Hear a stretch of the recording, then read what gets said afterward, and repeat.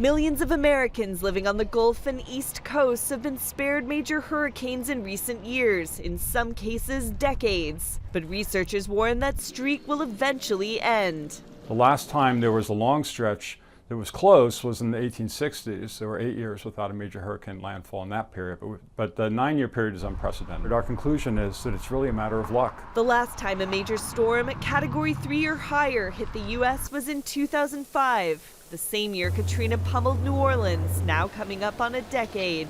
While Superstorm Sandy caused widespread damage, it didn't qualify as a major hurricane.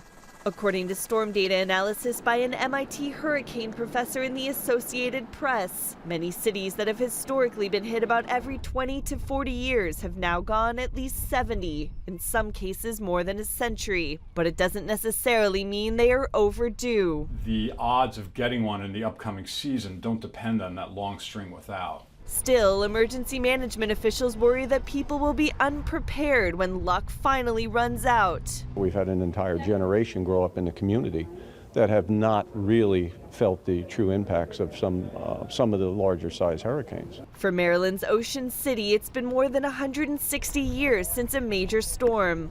I feel like I live on the San Andreas Fault is what I feel like. A lot of older people move up here without a clue what's going to happen.